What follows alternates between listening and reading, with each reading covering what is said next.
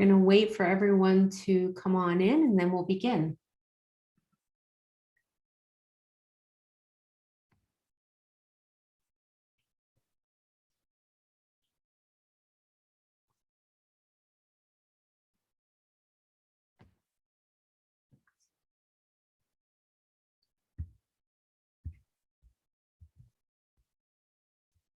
All right, I'm just going to test our captions for a moment.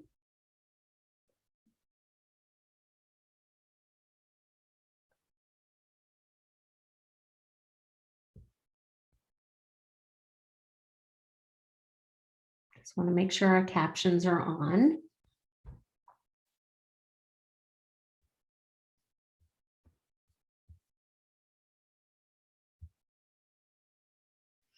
Okay, good afternoon, everyone.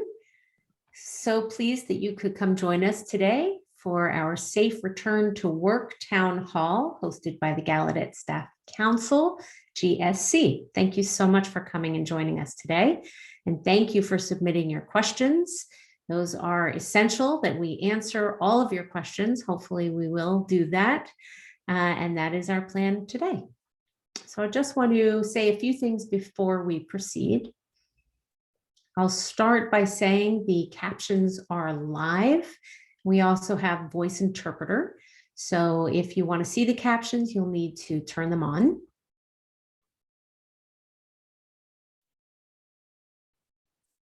Secondly, we will be showing you each question. And if we do not have an answer at the moment, we'll hold off on that question and answer it at our next town hall meeting.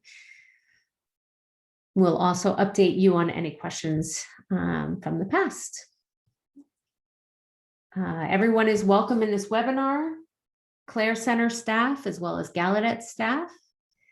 And here we are going to be answering questions regarding Gallaudet staff. So please, if you are from the Clare Center, hold your questions for the Clare Center Town Hall.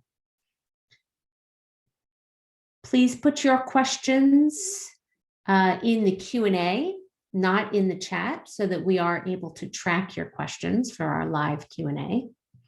And I see that my video, okay, it's now focused. If my apologies, there are no anonymous questions, please do include your name. If you would rather ask anonymously, please contact your GSC rep.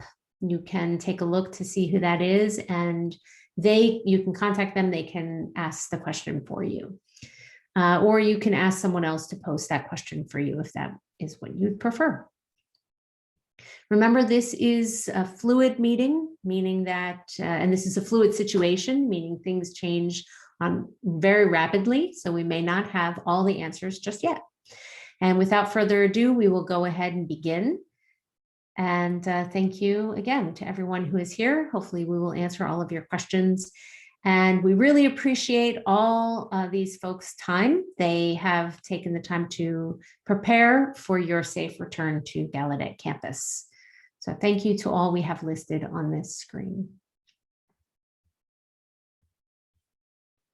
So today we are going to be covering three things. The first is general information on your safe return to work. The second is answering your submitted questions, and the last will be a live Q&A. Our goal is to begin the live Q&A around 1:30 after we have answered all of your submitted questions. So I will hand the floor now over to Dom Lacey to begin. Thank you.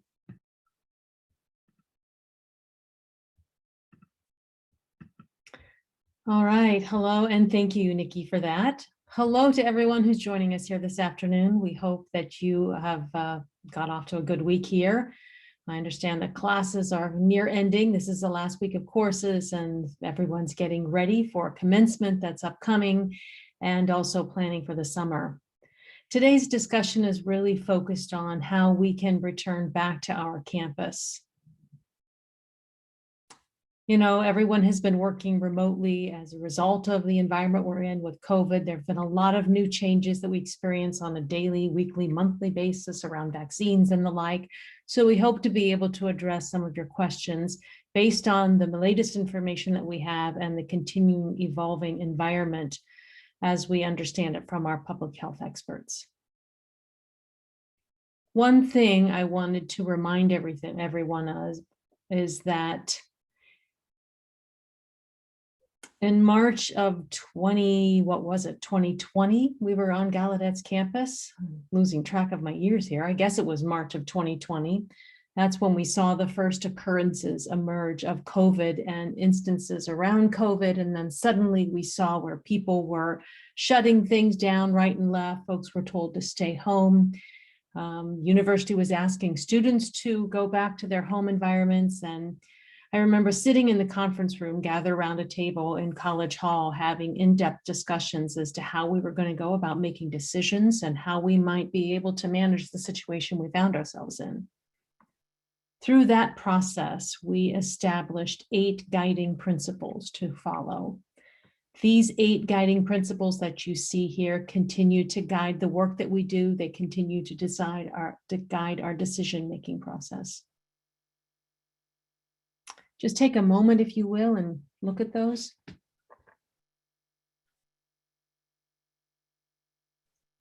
The key here is that we want our community to be safe. We cherish and value every member of our community. We want to ensure that equity is in place so that we meet everyone's needs. We have open communication available to everyone. We continue to promote messaging bilingually so that it's available to our community. We value your innovations. We value your ability to adapt to the ever-changing environment. We want to continue to provide ongoing access to academic learning. And then finally here, we're all in this together. So with those guiding principles, we wanted to move forward and talk a bit about the safe return to campus, starting this summer and then continuing through the fall.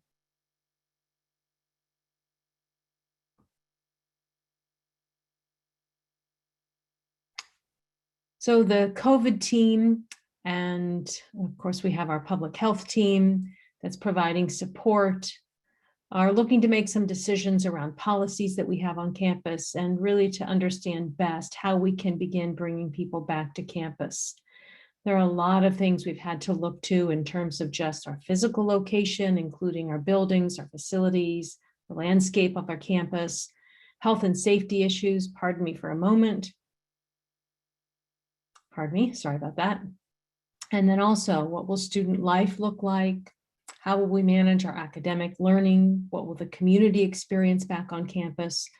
So all of these different aspects that you see listed, of course, are not all exhaustive. There's just kind of the high level areas that we are considering and the activities that we want to explore to better understand, for example, with our physical building, what kind of modifications do we need to be made to the windows, for air systems, for signage, and the like. So the team within different departments have spent a lot of time looking at all of these different aspects of our campus community. And we're continuing to work on looking at all of these areas, continuing to focus our work to prepare everyone's safe return to campus in the fall. Now, I will touch on some of these main areas that you see here on the slide. The first one here being around testing.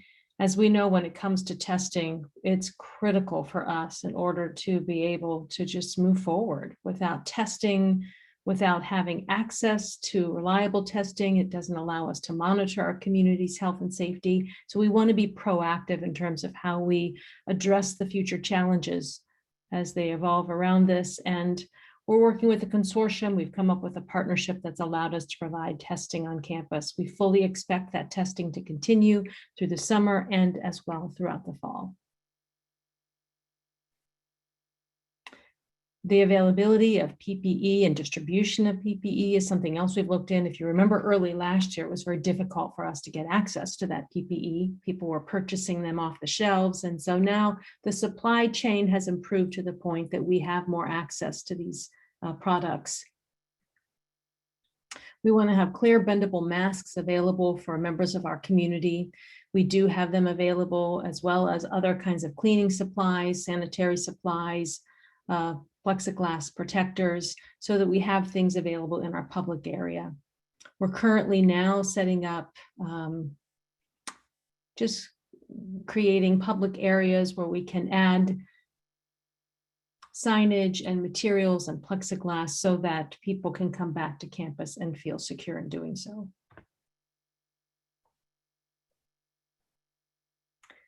We're working to improve our signage, always looking to see the signs we have and what we can do related to that.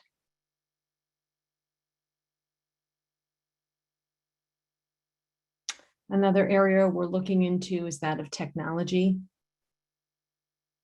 When we initially asked everyone to work from home and go back to their home environment so that they could work remotely, we had to shift the way we do work and look at our technology infrastructure to make sure we had available technologies to support people's work, for digital learning opportunities for our students to be made available, technology for our employees and staff so that they could do their work remotely. And we were very successful in many areas, and yet we continue to work to improve as we learn and understand other areas where we can shift our attention to. We were able to launch our ServiceNow health assessment app. And we're also using that testing app as well. We're looking to see how we can streamline that process a bit more for the fall so that we can just make it a better experience for everyone. Let's see what else here. We're also continuing looking to see how we might improve our communication, our training and information that we can make available to the community, using channels such as Zoom and websites to communicate the essential content. We're looking to, look to our Gallaudet Way Forward website, so we can look at the new Gallaudet Way Forward website that was recently just launched, such that information is easier to find and locate in one central location. Information for staff, faculty, and students will be there. We'll continue to adapt and add information as we come across it and learn more. And if individuals are interested in learning more about what is involved with the situation, they can find that on the website. And last, but another point to add here is I know that there's been a lot of messaging around HVAC concerns, and we'll be talking a little bit more about HVAC later on in the presentation. So we'll get into more detail on that in a few moments.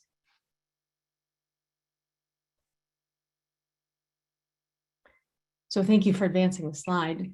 Right here on the slide, you see some mention about how we are regulated by certain guidelines. Gallaudet is affiliated in certain ways. Of course, we're situated in DC, so we have to comply with DC guidelines and also those with the CDC. So we're also members of the consortium. Gallaudet is a member of a consortium of universities where the university presidents come together and talk about how they can support one another. And we look to the DC public health agencies for guidance as well, and the CDC. So there are many different aspects that guide our decision-making, that impact what we do. Again, one being the consortium, DC Public Health, and/or the city of DC also factors into our decision-making. When it comes to the CDC has asked all universities, or DC rather, DC, the district has asked all universities to submit our opening plans, because we are wanting to operate within the local community. So we've been able to have conversations with the city to have them review, look at our plans and approve them. Once we get that approval, then we're able to communicate that information to the community at large. So there is a process in place that we have to work with the city and different organizations and agencies outside of the Gallaudet community in order to be in compliance with those rules and guidelines. Okay, thanks for advancing that slide. I did want to touch a bit here on quarantine and isolation policies. We just released some new information that was recently approved by DC. The main point here is that if you are vaccinated, there is a bit more flexibility for you in terms of the quarantine rules and policies that might apply, as opposed to individuals who are not yet vaccinated. those not vaccinated individuals would have to comply with the policies and rules around quarantining. I know one of the biggest questions we get related to this is people saying if they've already been vaccinated, why do they have to follow this 90-day limit after you've been fully vaccinated, and then you have to go back to follow quarantine restrictions again? We're tracking the science, we're tracking the guidelines from the CDC. And, as the science and DC guidelines change, we as well will continue to work with the city, with the district, to adapt and adjust our policy in regards to quarantining. All right, let's move to the next slide. So I wanted to move to the topic of HVAC. Thanks to the work of Liz Brading and her team, they have spent a lot of time and focused energy on determining how we can make some improvements to our HVAC systems. The team's also undergone some changes as well recently. The CDF, the Campus Design and Facilities team, have been able to bring on board a company called ABM. They specialize in ventilation and HVAC areas, and they will be looking very closely and already have begun the work of identifying and looking into our systems and our filters, doing some initial testing of our HVAC systems, just to see what those test results look like, to see if we need to perhaps upgrade certain features, and then to determine what additional modifications might be needed or what recommendations they can make to us so that we can continue to improve air quality in all of our different buildings. This is an investment that Gallaudet is already committed to making so that we can improve our HVAC systems, not just now, but as we look to the summer and to the fall.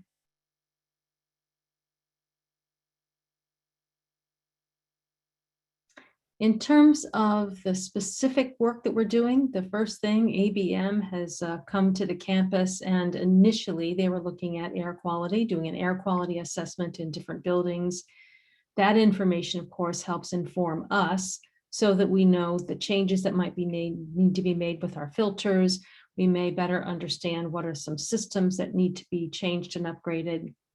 So having that data there, recently we were able to just implement some of those recommended changes, and they're now doing another air quality assessment after the implementation of changes, giving us further recommendations should we need to do further upgrades or other changes in order to verify the safe air quality.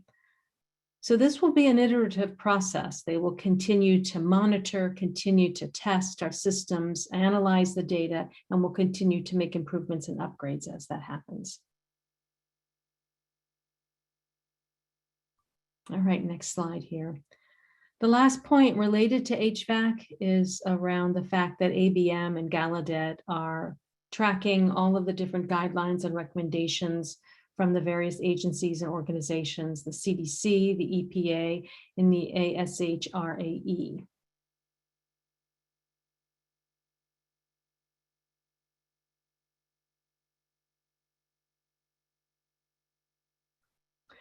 So that ends my presentation for this town hall. I know that we're going to go back now to Nikki, and I think there are some questions that have already been submitted. We will respond to those questions and then take other questions here live from members of the audience who've joined. Thank you so much, Dom. We really appreciate your presentation. Thank you.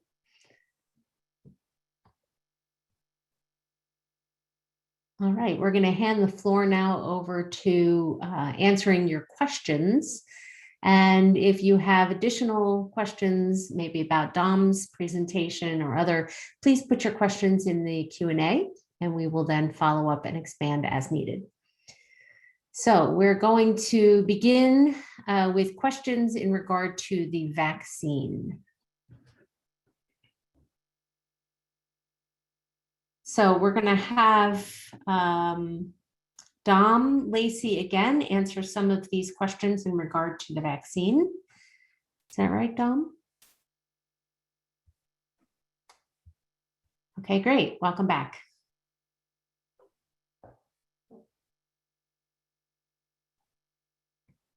So these are some great questions in terms of, will vaccines be required for everyone?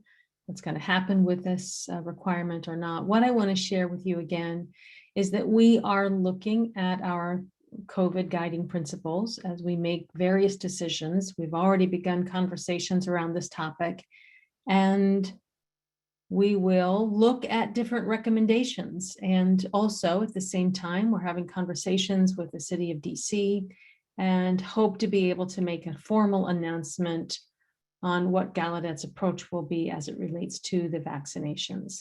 You know, one thing I wanted to encourage all of you to do is, regardless of whether or not Gallaudet requires it or doesn't require it, I do want to personally encourage you to get vaccinated if you haven't done so yet. We hope in future webinars that are to come, we will be able to provide more information specifically on what are the vaccine options that are available to you, what are the pros and cons related to vaccines, and how the vaccines really help protect us and our community.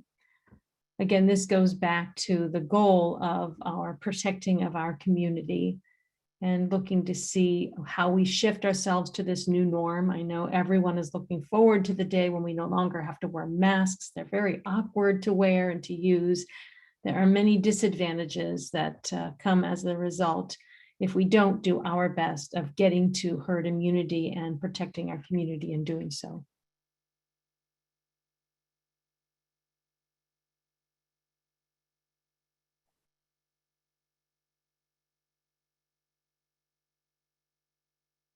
Okay, I guess we'll go to the next question.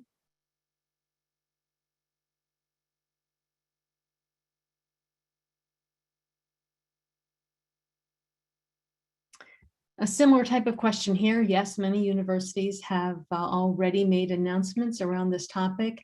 Gallaudet is in the process of looking at this. We hope to have an announcement coming out soon. More information will be forthcoming related to the vaccine requirements. All right, we'll move to the next question.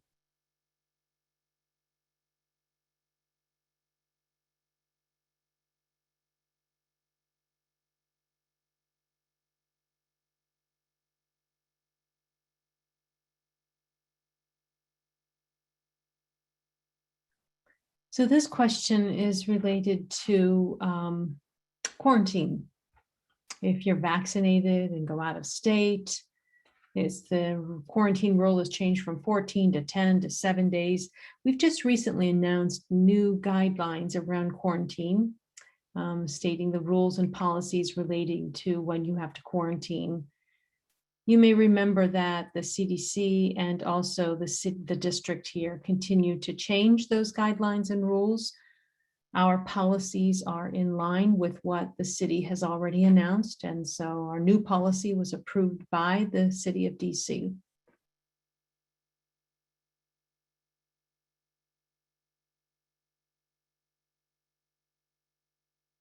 I'm looking to see, well, I guess we're on the next question. I didn't know if anyone else wanted to respond.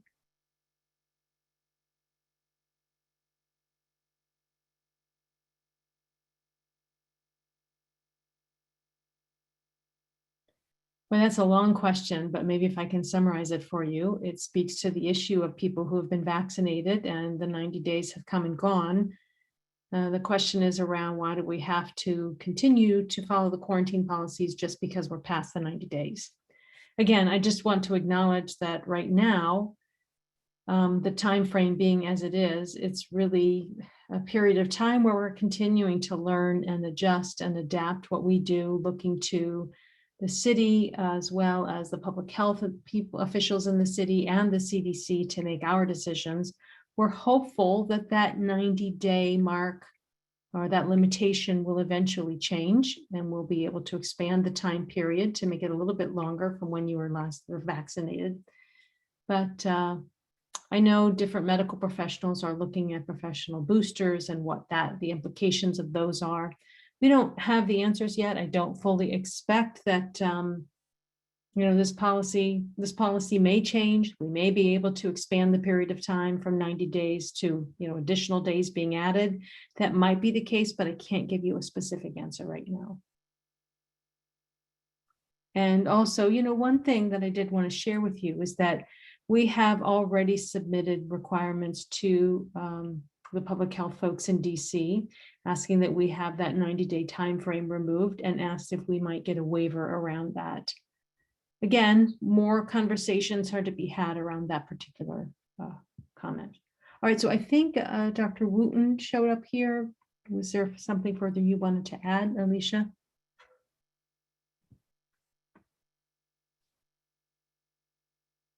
Yeah. Yeah, so Dom really already said this, but I just wanted to clarify that the DC Health just removed the 90-day timeframe from their policy. And so Public Health will be submitting our plan, and if it's approved, then we will take off that 90-day timeframe for those who have been vaccinated. So Wow. that's the update. That's great news. Things happen so quickly. That's the latest update we've just gotten here.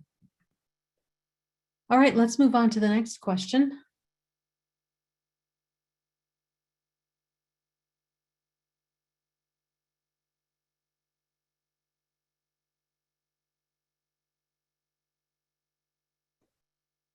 So can I give this question to somebody else to respond to? Oh, Davina. Okay, I'll turn it over to you. And we want to make sure you're spotlighted, so just give us a moment.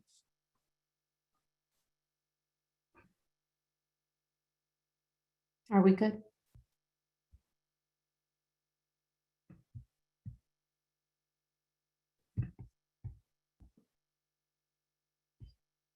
Okay, thank you. So this question is regard to anyone coming to campus and whether they are required to get tested even if they're vaccinated. And the answer is yes, because it does provide immunity to yourself, but the testing is to make sure that you're not spreading it to anyone else, because you're still able to spread it, and we don't want that on campus. So it does apply. And then the question is, does it apply to contractors or any visitors to campus?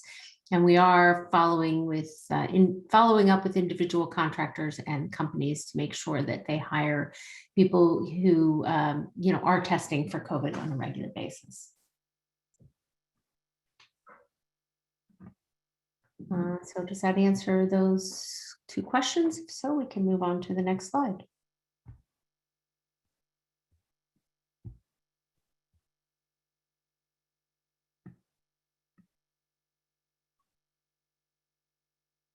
I think Alicia or someone else can come answer this question. I'll take it. Okay, great.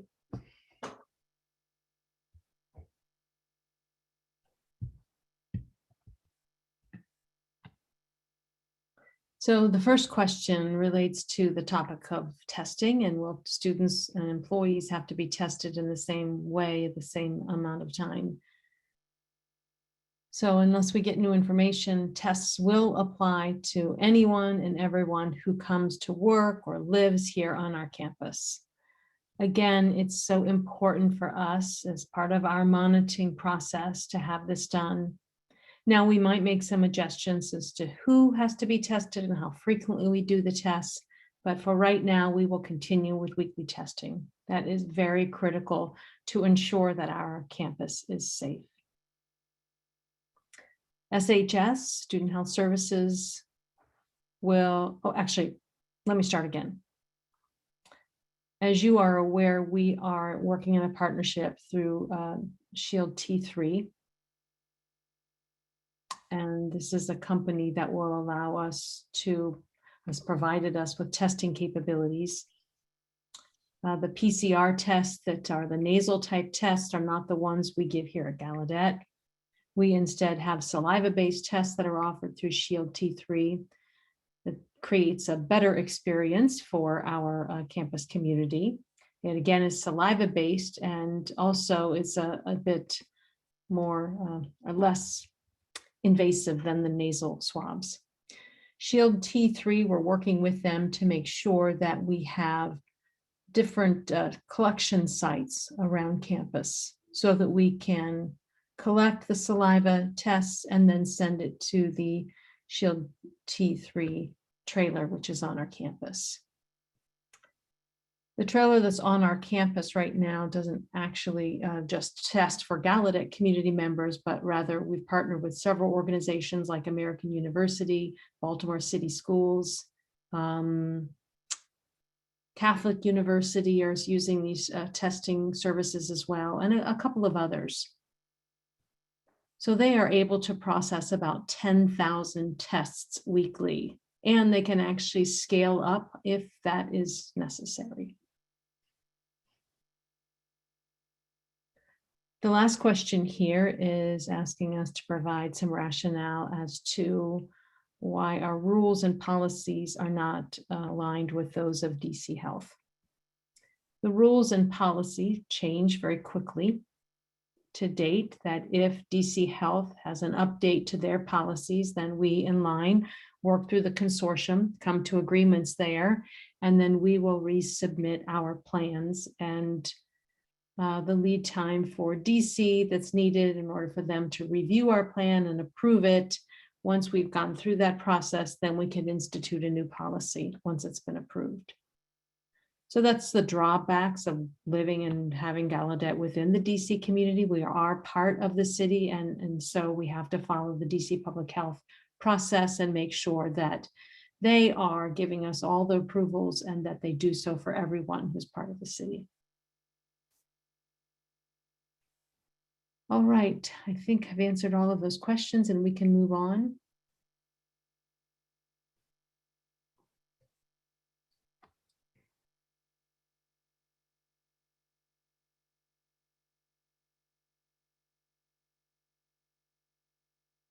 It's a great question here related to self-help assessment forms. So again, we have just changed our policy and guidelines around quarantining. And we're now looking at a new policy related to vaccinations. So with that, that will influence our thinking around our self-health assessment. As we bring more people back to campus, that will certainly influence how we're thinking about our self-health assessment, and we're looking to technologies to provide the support and management of the flow of people who are entering our campus and who are leaving. So I'm sure that we will continue to make improvements and evolve that process as time goes. As of right now, we still are asking people to complete that self-health assessment form.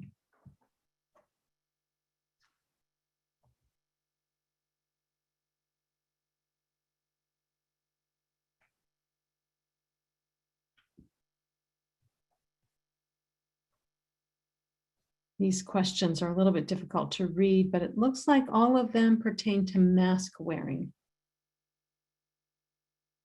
The main point here in a response is that as of right now, when you are on campus, we do require everyone to wear their masks.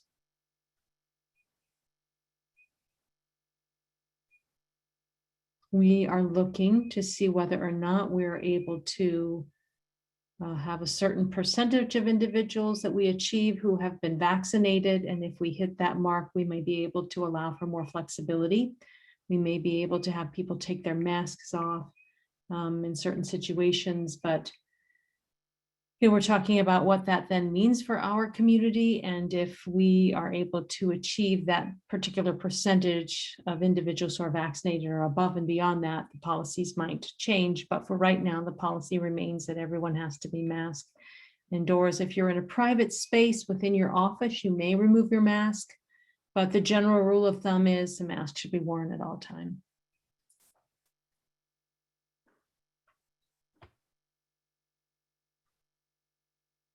All right, next.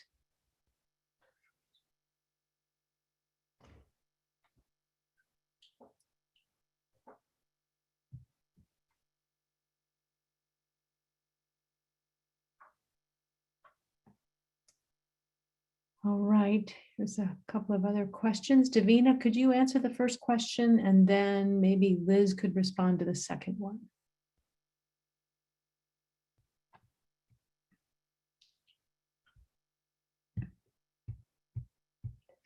All right, so this question is in regard to the cleaning of offices and classrooms. and how often the facilities department will be cleaning, daily, weekly. So right now, our team, the cleaning team and the transportation team, we have assigned them to each office on campus. So Clare Center, as well as the Gallaudet side. So each building in each room. We will make sure that they all are ready for staff to come back. And then there will be inspections to make sure there's no water leakage or damage that has happened since it's been empty for a long time. And then we'll put in work orders to fix those if necessary to prepare them for your return. Now, related to what we'll see when everyone is back on campus, the cleaning teams will be spreading out. Historically, this has been a smaller team, and we need to clean all the buildings on campus. And so we are doubling the size of our team in the fall. Also, for daily cleaning procedures, we will be requiring everyone to contribute to that effort because it's really important to know, that this is a collaborative effort to make sure that everyone's offices are clean, and it's going to require everyone to keep their own space clean, because at the end of the day, we just want to make sure that, every surface is 100% clean, that you use wipes, cleaning wipes, or whatever is necessary to keep your space clean. And we will roll out procedures for everyone before you are back. So we'll be very clear about which spaces you'll need to keep clean and which facilities will come and clean for your team. So it's a collaborative effort, and we will work together on that. And I think the next question is for Liz.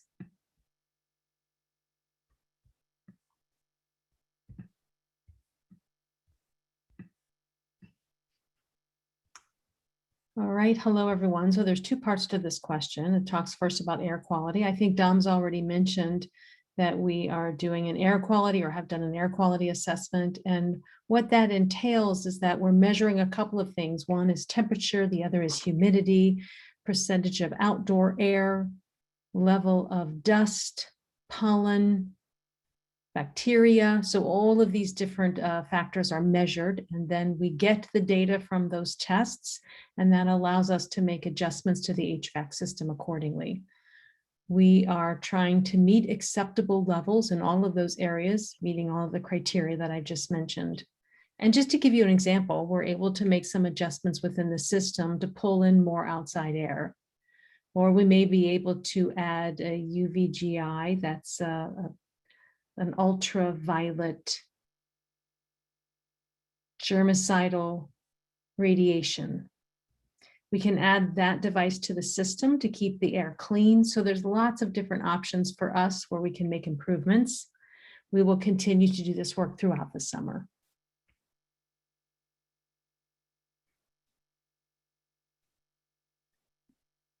Okay, we can move on to the next question.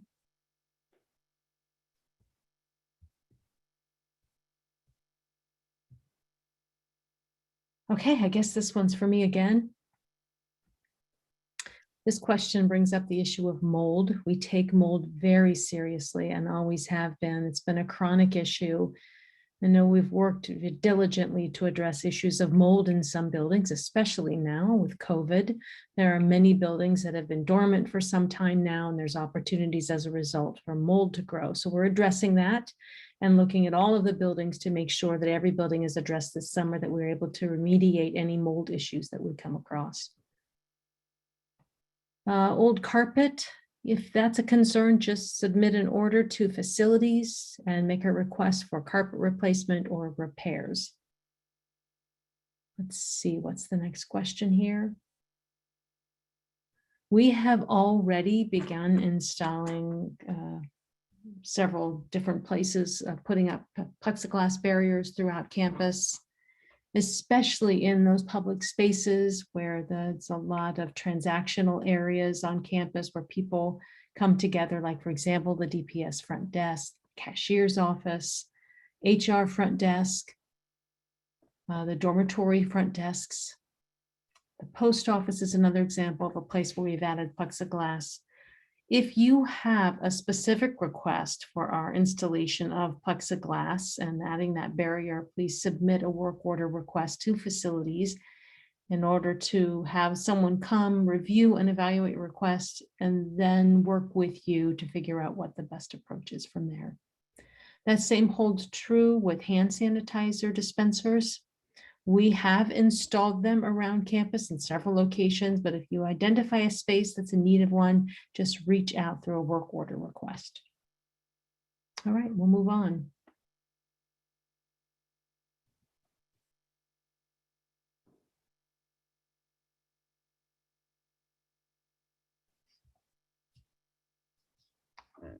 So I'll give you a moment to read the question before I respond.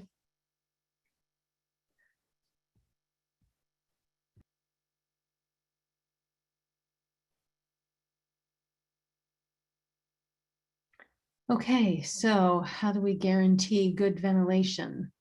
As I mentioned earlier, we are making necessary adaptations and changes to the HVAC system so that we do also a post air quality assessment to make sure that the air quality level is acceptable, that we have enough outdoor ventilation that's meeting the EPA, the CDC, and the ASHRAE guidelines. So if for any reason we are not able to meet any of these standards, then we'll add different technologies in order to make upgrades, and this will be an ongoing process. In the Q&A, there was a question about, how we share information, and we do plan to periodically share updates with what's happening in each of our buildings. We'll be talking with specific departments who are housed within buildings and sharing with them updates so you'll be aware of what's happening. And you always can reach out to facilities@gallaudet.edu if you have any specific question. We're more than happy to answer them. We're as transparent and want to be as transparent as possible. Now, specifically to Dawes House, we have brought in an engineering team to review the entire system within Dawes House, including electrical, fire protection, HVAC, everything within that building, because it is an older building. And they are going to help us decide what improvements need to be made for that specific building. Okay. HEPA filters. So it's not just adding HEPA filters, but if we think about the HVAC system, if we have it meeting all of the requirements and ventilation requirements, then we don't need to have the HEPA portable filters in place. That may be recommended in places like, doctor's office or places where medical personnel are at high risk of getting COVID-19. That would be a place where you might have a HEPA filter. Okay, we're ready for the next group of questions.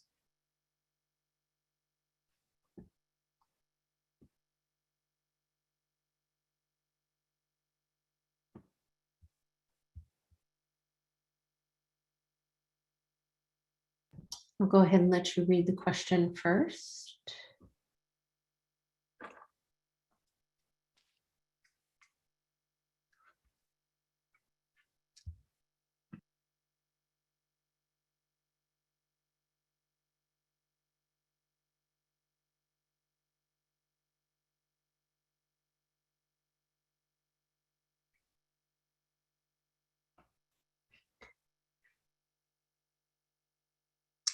So we've had several questions in regard to remote work and flexibility in terms of opportunities for our workers. So this question actually focuses on two different parts. The first part is whether remote work can continue in the long run. And secondly, if people have moved because of the pandemic, if they're required to come back to work, DC is, and really the whole DMV area is a very expensive area to live. And so the question is, will people be penalized if they don't come back to work and they stay working remotely? So in general, our thinking about remote work is that we aren't going to make any definitive decisions about whether, people will continue working remotely or not in the long run. But moving forward, so here forward and the next few months, we will continue learning and adapting and looking at what the impacts are to the community, because there are different levels of impact. So for some people, they have childcare, so they need to stay home. Others are taking care of their elderly family members. So, those things impact their ability to come to work, whereas they were able to come on a daily basis in the past.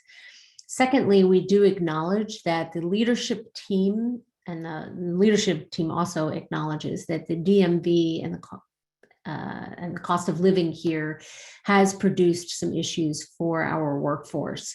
So the leadership team has already begun having the conversation about what Gallaudet can do to provide more support, and more information will be forthcoming to the GSC, specifically about the fall and what Gallaudet can do to provide better options for rent and so forth.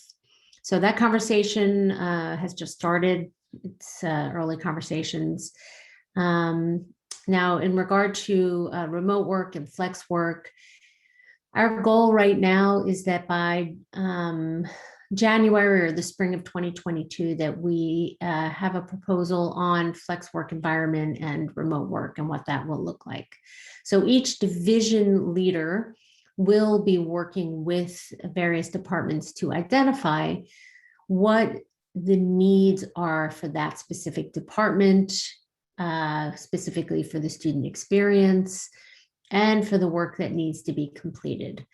And that leader will work with each individual and their personal challenges to agree on what should be the, what the work environment should look like, whether they stay at home and work or whether they come on campus maybe 2 or 3 days a week, et cetera. So the division lead will work with each department to make that determination.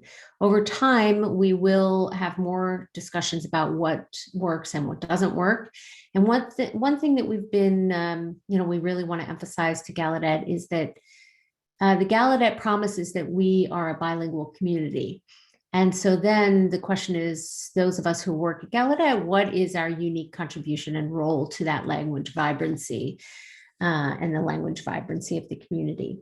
Because we do need to balance the needs to support that language vibrancy on campus and at the same time support the unique needs of each employee. So between now and winter, we will be looking at what is working and what isn't working, and we will be using that information to inform our decisions and how we can develop a policy and some guidance for the teams, so that we can support the needs of our community and what our community is asking us for.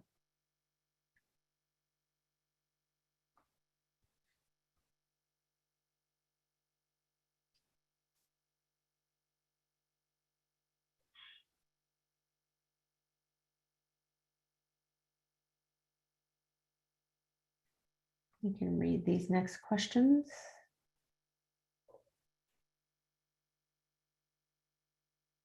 I think these two questions are similar to the question I just answered. And again, each division and each leader will be working with their respective departments to make that determination for what level of flexibility they're able to provide. And, we are, first of all, supporting the student experience, supporting language vibrancy, and the need for collaboration throughout various departments. So keeping that in mind, these decisions will be made. Next question.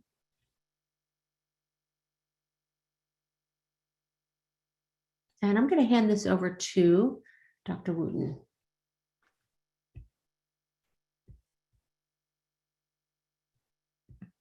Okay, perfect. I know some people have been asking questions that are very similar to others. What if you have a common cold and you're now not able to come to campus because you have a common cold? Well, unfortunately, it is the case that we recommend, if you're feeling a little bit ill or you have symptoms similar to COVID, that you remain at home and work remotely. We hope someday in the future, we will be able to return to our previous normal, where we would be able to just work through a cold and still be on campus. But for the time being, given the situation, if you are feeling as though you have a sore throat or a runny nose or stuffy head or headache, if you're displaying any of the symptoms that are similar to those of COVID, we do ask that you stay home. And then the next question is asking, if we do have an outbreak on campus, what's Gallaudet's plan? Will we shift to remote work again? Well, again, the public health and safety team are in deliberations and discussions about, what we're going to do. We're working with DC Health and also the DMV consortium to better understand what approaches they're taking, always wanting to make sure that we're in line with those approaches and protocols. Our goal is to keep everyone safe on campus. So if there is an outbreak, then of course we will have to have a plan in place to address that issue, and we will have that available by the time we get to the fall. All right.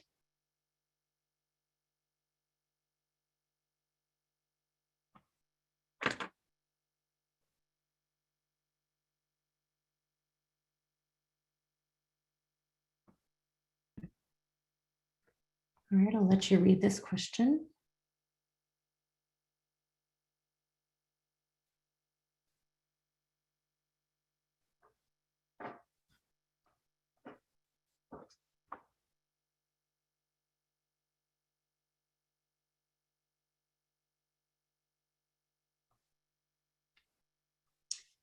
So this is another similar question related to what we have talked about. This is about families who have childcare needs and have trouble finding childcare for their children. And at the same time, they are being required to return to work, and how will that be handled?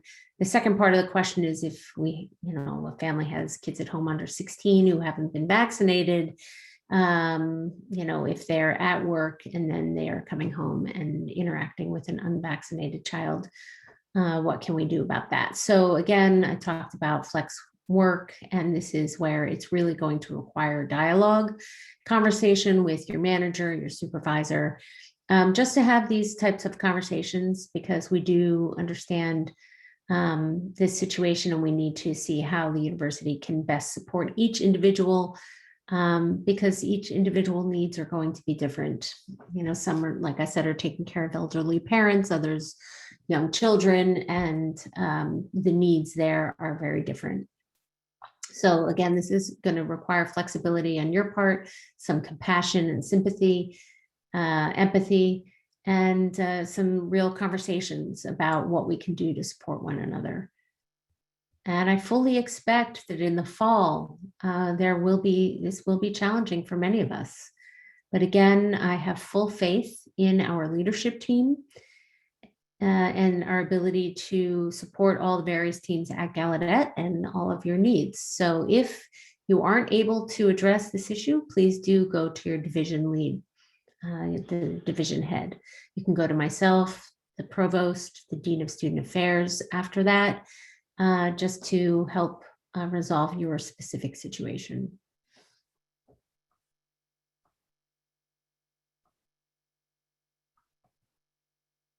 Next question, I'll give you a moment to read.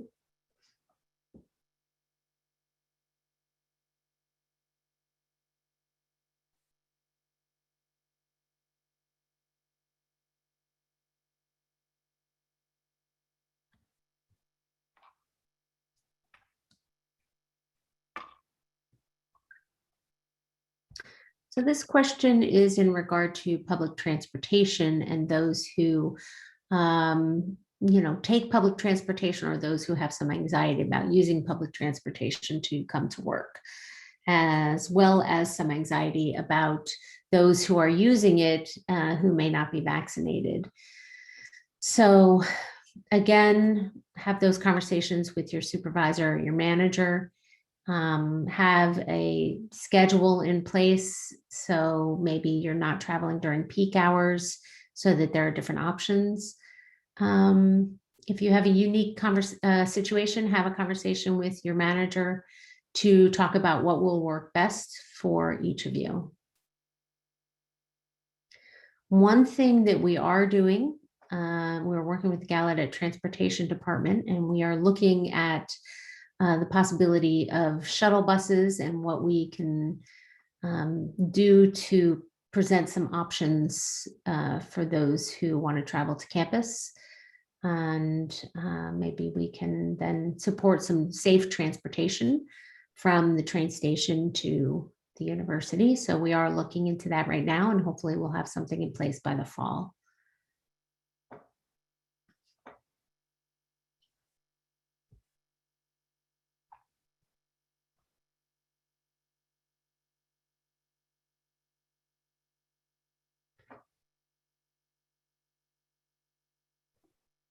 Okay, and this question is in regard to those who commute and how the COVID access protocols will be implemented.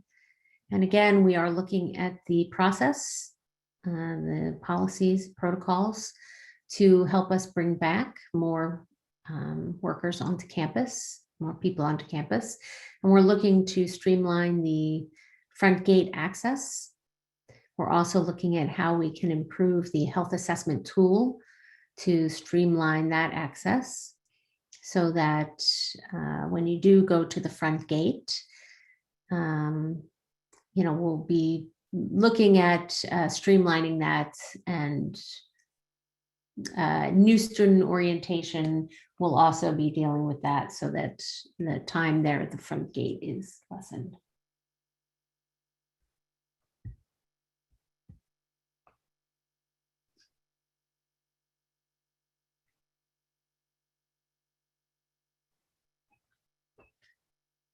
And Davina, do you want to answer this?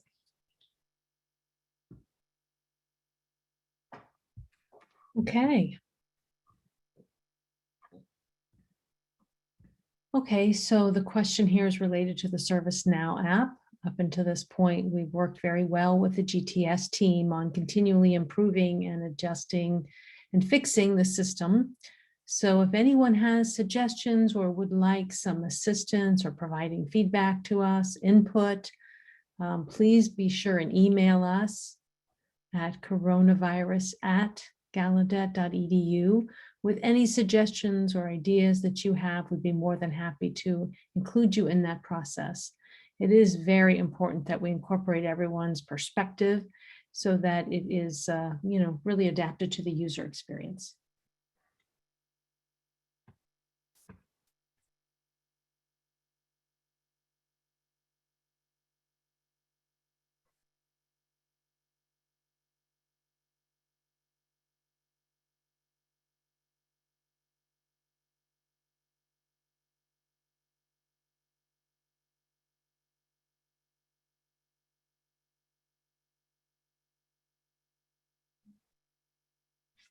We have many people who, will be working on campus and have been working on campus regularly. So, and are vaccinated. So how can we help them get involved in a campaign to talk to their colleagues and others to welcome them back to the campus safely?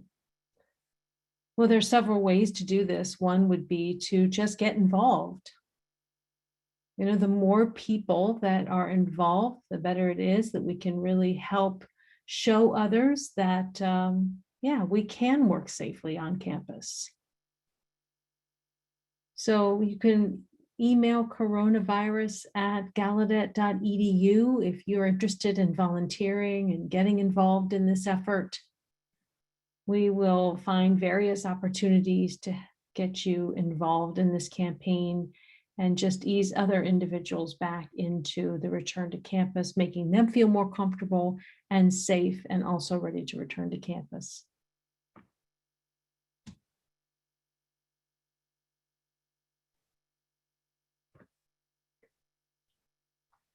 For the next question, I think that, not sure who, oh, there we go, Travis.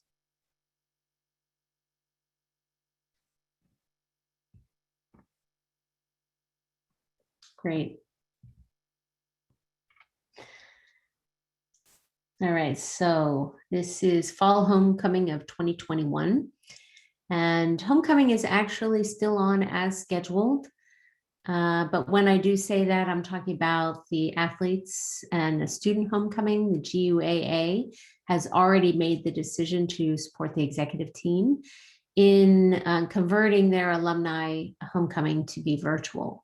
And that is because they couldn't envision, bringing 2,000 or 3,000 people on campus this fall. So it's easier to separate the alumni events, which can be virtual, and with the student events, which can be on campus for our student athletes. Thank you.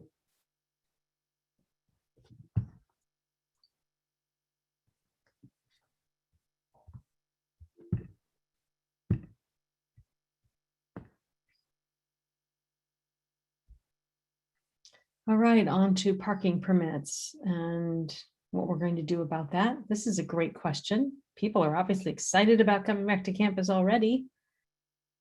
So right now, all of our parking permits are to expire on September 30th.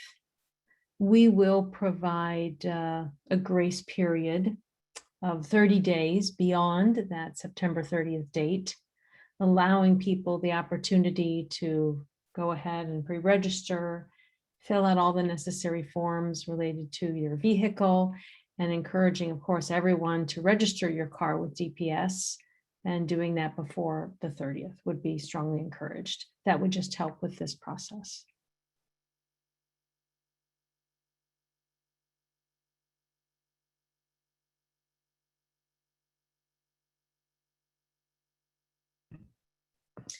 Okay. Thank you so much to everyone who submitted questions and all of those who answered those questions. And now we will move on to our live Q&A, and we have so far 24 questions that you all have submitted. So we will try to answer those right now. And Andy, if you could turn off the PowerPoint, please, we'll go ahead and get started on that live Q&A. So the first question: if one is indeed confirmed to be COVID positive, will we be notified if that is the case? And will we have an option to either go to work or work remotely? So is that something that we can decide ourselves? Alicia? Do I need to wait for spotlighting? Oh, looks like we're good here. Okay. So what happens if someone tests positive? We are doing on the contact tracing team, reaching out to that individual and determining who it was that they had interacted with. And in finding that information, we'll contact individuals who may be considered to have been in close contact. The public health team will then encourage those individuals to stay home or direct them that they're okay to go back to work. So your question pertains to if you make that decision on your own to stay home and work remotely, or if someone else has to do that for you. As Dom has mentioned, you will need to work within your division to determine what's the best case scenario, should that be the case. But again, if you're in close contact with someone, the public health team will let you know what to do if you are at risk for getting COVID yourself.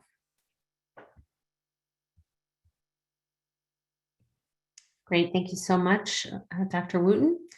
The next question is, how can we actually get the materials for this presentation? So this webinar is actually being recorded, and when we are done and we close out, we will send it out to those of you who want to look at it again, or those who've missed it and want to view it. So hopefully that'll go out this week. If not, Monday at the earliest. So moving on to our next question, and this is in regard to the HVAC. So after initial assessments are made, will we be notified of what the assessment's findings were for each building and what improvements will be made for each building? Liz? I think that question was perhaps answered earlier, and I may have responded to it, but let me go ahead and say this again. Yes, we do plan to give periodic updates that will be shared with individuals. The Chief Operating Officer, the COO, We'll be sending out weekly updates. This is relatively a new practice, and so we will be including the HVAC update in those weekly updates that are sent out, I would say probably monthly. High-level information will be shared there, and in addition, we'll also be sharing with specific departments any work that's being done in the building that they are located in. Thank you, Liz.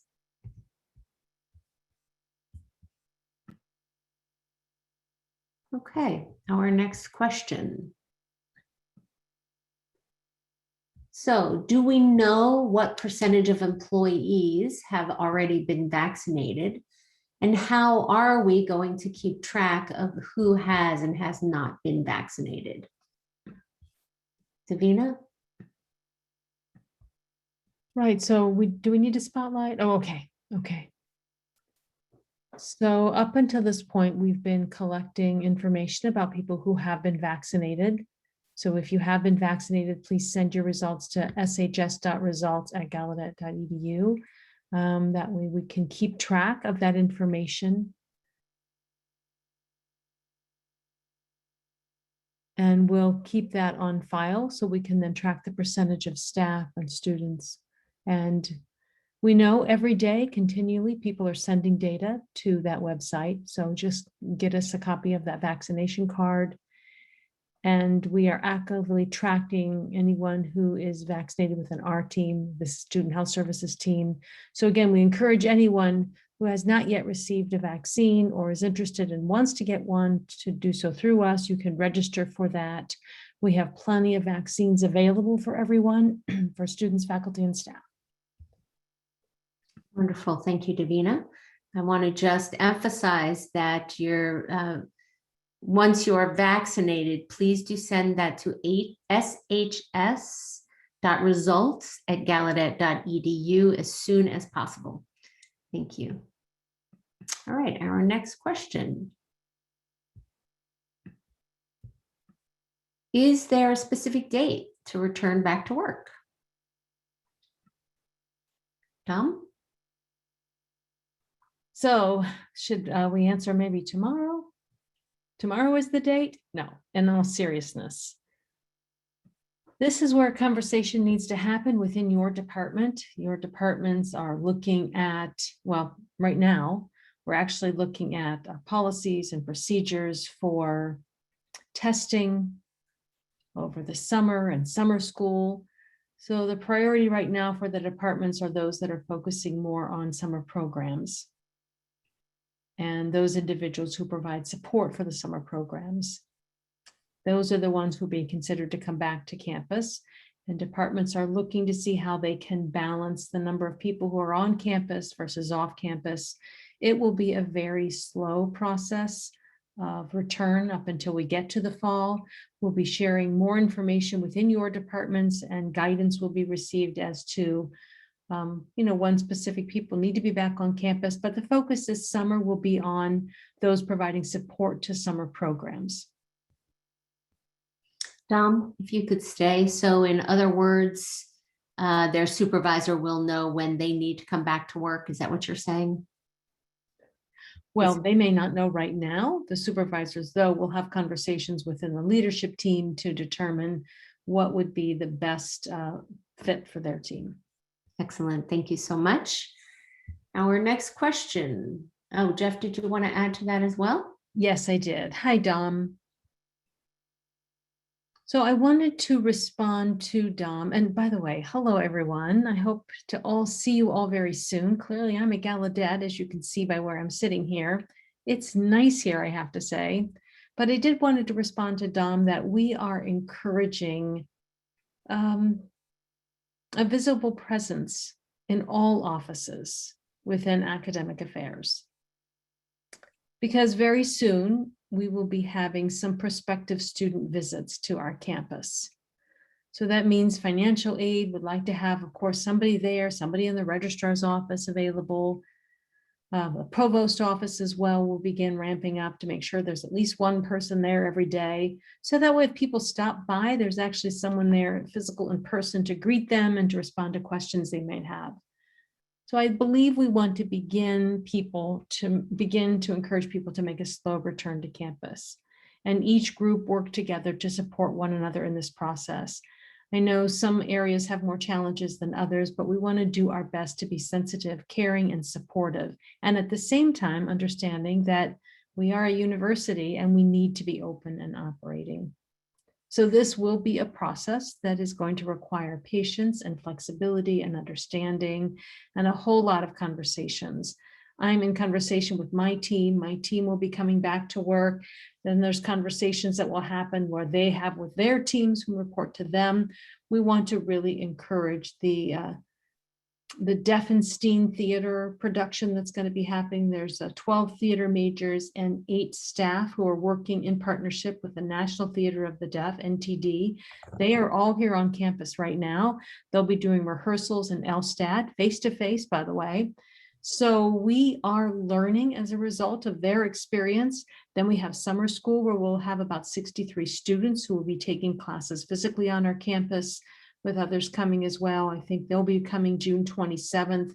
So it's very exciting to see the campus now beginning to become alive again. So I hope that's helpful. I agree. Thank you so much, Jeff. Okay, our next question. So if we do not have to quarantine after travel, or will we be allowed to work remotely and not have to take leave for that quarantine period? Okay, hello everyone.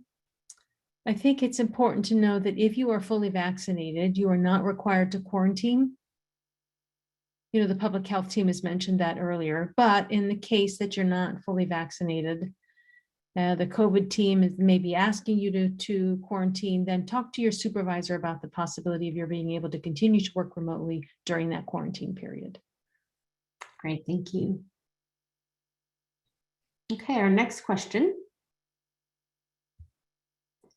If members on campus are found to not be wearing their mask or wearing their mask incorrectly, what are the consequences of that? Are there procedures for reporting this anonymously if preferred? So Shana? Great, I want to make sure you all can see me. All right, hello everyone. Right, absolutely. We will have some instances, some cases where employees may not be properly wearing their mask or those kinds of things. If this is a repeated concern, reach out to me. I am the employee relations person, and I will definitely have a meeting with that employee or their supervisor to figure out how we can provide them the support they need. We have just released guidelines to supervisors just this morning, in fact. We will definitely be sharing that with a broader community for all employees. HR will make an announcement listing out all of these things. Should this happen, here are the consequences. All that will be detailed. And if there's a student in violation, don't communicate that with us. Go to the SRAP for that. We're focused on employees only. For student issues, go to the SARP. Thank you so much, Shana. Sure enough. All right, our next question. In regard to the shuttle service, are there any updates in terms of the schedule for the summer and fall? Davina? Okay, so the shuttle has been running Monday through Friday, restricted hours during the semester, and that will continue through the summer. As we see more and more people coming back to campus, we will update the schedule as we get closer to August and then go back to the normal schedule in the fall. Great, thank you. Okay, I'm looking at our next question.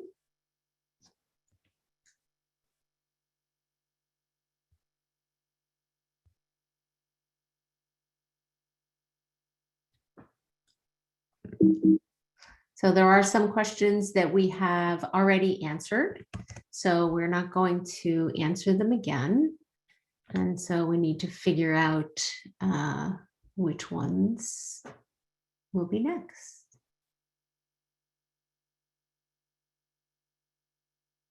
So we did answer the next question, and that's about quarantining if you've been vaccinated.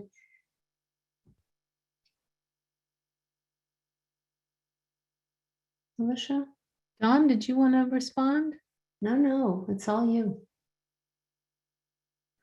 Okay, so if you are fully vaccinated, then you have, all of the shots, either 2 shots, the one and plus the booster, or the one single shot. After 2 weeks of receiving that last shot, then you no longer have to follow the quarantine requirement. If you travel and come back, you don't have to quarantine. But if you've been in close contact with someone, you don't have to quarantine if you haven't been in close contact with someone. But should you start to feel some symptoms, maybe a cough or loss of smell and taste, those symptoms then would definitely mean that you would need to quarantine.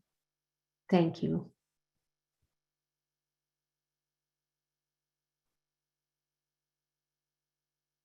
Another question is, if I am vaccinated, do I still have to take COVID testing on a weekly basis? Oh. Dom, let's wait until you're spotlighted.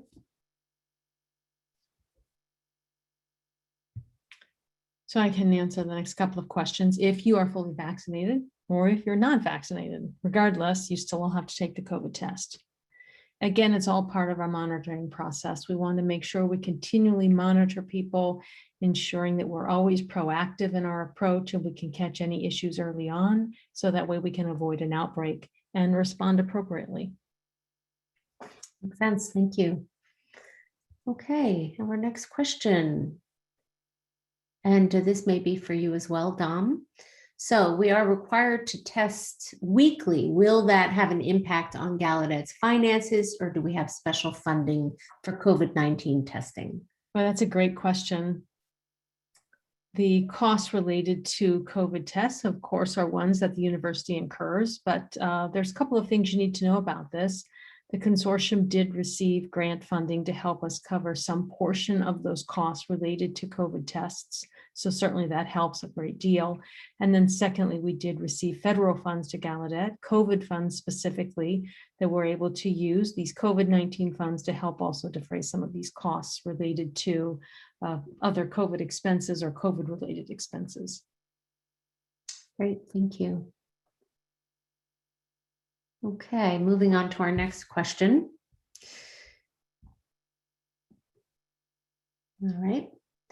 So we've had some incidents where members of our community have been allowed to enter campus when they haven't done any COVID testing. So because they haven't done any COVID testing for weeks, this suggests that the DPS list from the front kiosk is not actually being compared in a timely manner with the data on who has been getting tested for COVID. So how will this be addressed? Davina? Yes, thank you. One of the things we want to make sure to emphasize is that all test results are sent to the SHS team, either through the T3 testing, we receive those results, or if someone doesn't feel comfortable having their test results sent there, or they get the test done from a personal doctor off campus, then we need to be informed. And all of that information will remain confidential. We don't share that information with anyone. We do have a tracking system, so we can, if you send information or you complete the test or not, that we do know. The tracking system, though, is not openly shared with everyone.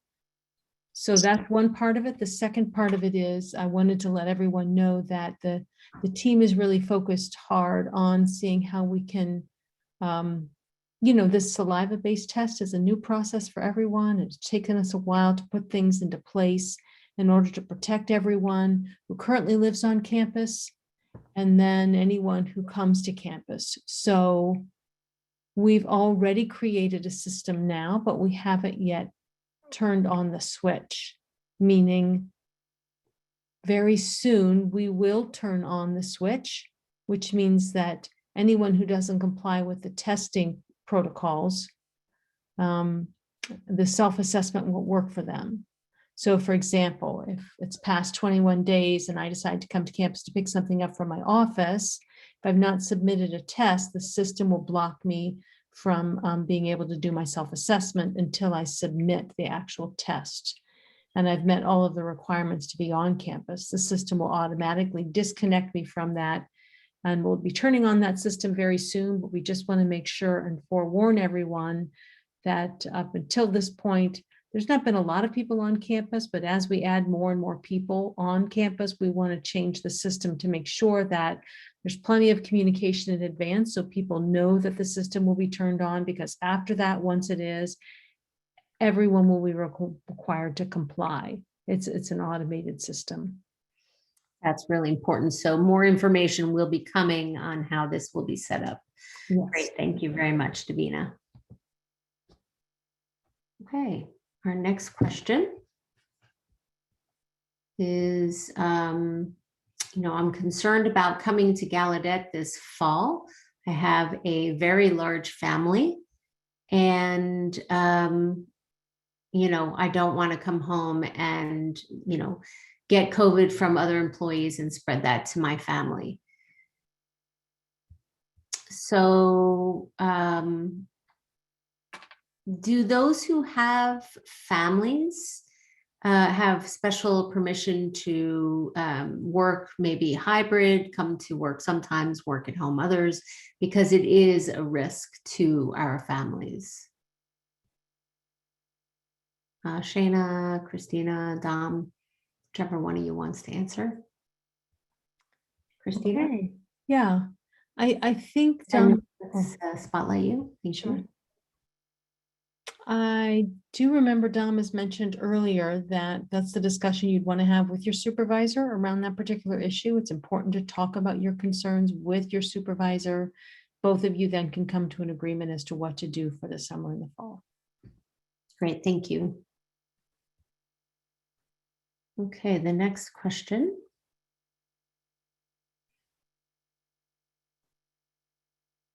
So why do events and gatherings of less than 10 people not need public health team approval, whereas those of 10 people or more do? Marcia?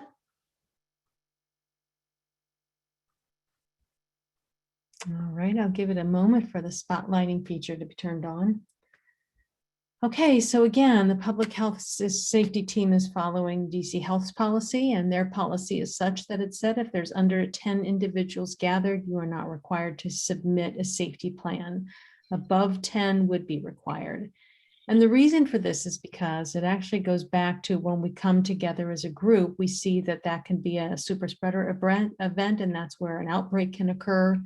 With under 10 people, there's less likelihood of COVID being spread to the group and beyond. And then maybe I could jump to the second question. Right, and if people gather together for meals, what's the situation? For the summer, we still require and strongly recommend that you eat outside and remain 6 feet distance from other people. The fall, I believe the cafeteria and maybe marketplace will be open. And if that does happen, we will set the tables up so that they're situated with social distancing in mind, and we'll continue to encourage people to eat outside when the weather is conducive. Thank you very much.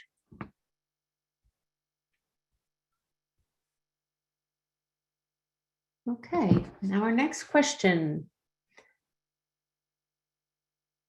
That's great that hand sanitizer will be around the campus. But will deafblind students have a way to find those hand sanitizers? So is there any sort of wayfinding plan for deafblind students? Liz? Yeah, I think that that's a great question. I'm fully committed to accessibility, so I do plan to have you sit down with our office and have a communication with the representative from the deafblind community to brainstorm ideas as to how we can identify those locations. So yes, we will make sure that that's something that's done. Liz, if you could stay for the next question. So Liz has repeatedly shared that we are aiming to have acceptable levels of air processing. What are the different tiers of air quality measurement? And is there a long-term goal to improve beyond acceptable? Yes, thank you for asking that question. I mean, I could go into a lot of technical details here, but I can share with you a little bit more. When I say acceptable levels, that means that we meet the minimum number. What's the minimum number that we have to meet in order to have acceptable air quality in compliance with EPA and ASHRAE? The percentages of outdoor air also has to be maintained. We have to have 10 cubic feet per minute per person in a building. So we have to meet those levels or do better than those. So we want to at least, again, meet the minimum. Now, I didn't mention earlier that we're also in the process of replacing not all, but many of our air filters and upgrading them to have higher efficiency, better features. That in and of itself will dramatically improve air quality such that it's much better than it ever was before. So we have to strike that balance between being able to filter in a way. The higher efficiency filters mean that they filter and trap more than 90% of dust particles, bacteria, and the like within the filtering system because it's a dense filter. And that helps us, of course, enhance the air quality as a result. And is it possible to make a video to demonstrate so that people can envision what you're talking about and how it actually works so that we can just make it visual? Great suggestion. Thank you for that. Great. Thank you, Liz. All right. So we'll go ahead and address a few more questions. It's 1:59 and it will be time for us to close. So thank you all for coming. Thank you for submitting your questions. We will have another town hall. The date is to be determined and we will send that out in an email. And feel free again to continue sending your questions. Use the same Google form that we sent out before. And, we will use the questions that have not been answered to answer in the next town hall. And hopefully in 2 or 3 weeks, we'll have even more answers for you. And if you are feeling the, urgency of getting your questions answered, please go to your supervisor, or you can go to coronavirus@gallaudet.edu and ask your questions. Again, this has been recorded, so we will send it out to the community for your review.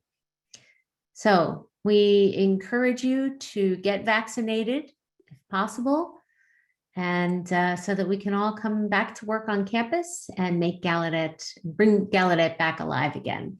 See you all very soon. Take care. Be safe. Bye-bye. And thank you all to those who presented today. Thank you also to our interpreters. And Shani, thank you very much. Andy, Elavi, for doing the technical work. Thank you. And our meeting is adjourned.